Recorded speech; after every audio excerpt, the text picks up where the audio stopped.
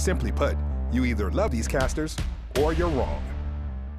There's always a story in those matches, and you want to make sure that you're telling it to your audience there to make it very interesting, whether that be through sort of making comical points about certain things that may be going on there, or just trying to, you know, touch on possibly an emotional note within the audience. You always want to make sure that you're doing that, in addition to bringing the hype when great plays happen. A second and snaps as well. And Moses already setting himself up on top of the site now. Going to try to push forward. 12 HP left on exist now, but the triple shot. Well, was also able to pick off Dupree elsewhere. Now we're going to see that. Back over through Cat. He's smoking off. He's in the corner, though. He's got to line up these headshots. There's one. The second one exists. He's going to close out the pistol round and then keep the lead going. I was always very interested in esports, even from a fairly young age. I think my first exposure to it was when I saw a Halo 2 tournament. I think I was like somewhere between like 8 and 10 years old at that point. I was like, wow, this is like a real thing. I could really maybe try to get into this someday. And while that kind of fell off for a little bit there, eventually I ended up casting for a smaller game about 2 or 3 years ago. It was Guild Wars 2 at the time. It was actually while I was working a Guild Wars 2 event over at the ESL Studios, I met someone who was pretty heavily connected into ESCA. It was actually Brett Sheffield, and he ended up giving me that opportunity a couple months later down the line to jump in and work with ESCA to cast the initial season of what is now the ESL Pro League.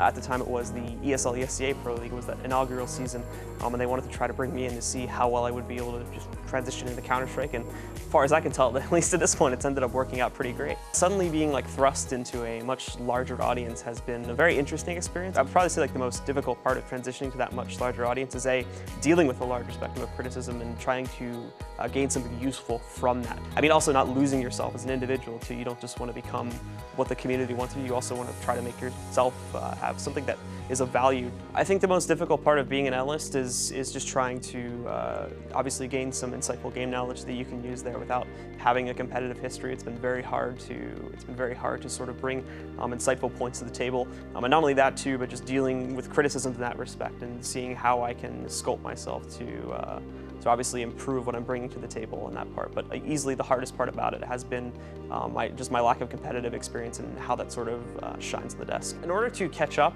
with that knowledge gap there that comes in, because I don't have a large amount of pro experience, generally speaking, it's a lot of watching demos, it's a lot of trying to catch up on other games, and I think having the honor to be such a large part of like the ESL Pro League in itself, just casting more games helps with that because you get more exposure to these teams.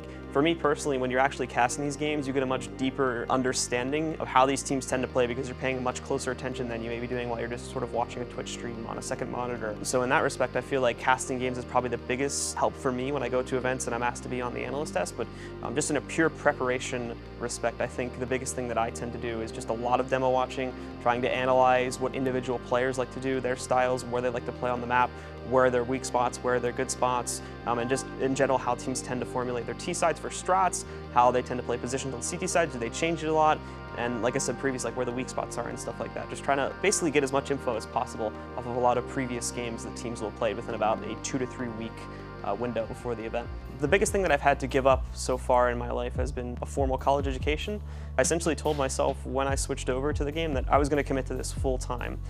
So within just a few months of me starting to cast Counter-Strike, I made the decision to drop out of college, and I've just been so busy ever since then that it's been entirely impossible for me to really go back and get that. So I'm essentially like full on esports at this point, and that's probably the biggest thing that I've had to sacrifice. Check out Yahoo Esports Live every Monday at 3 p.m. Pacific. You either love the chocolatey, peanut buttery deliciousness of Reese's Puff cereal, or you lack the hand-eye coordination to get them into your mouth. Reese's Puffs. You either love them or you're wrong.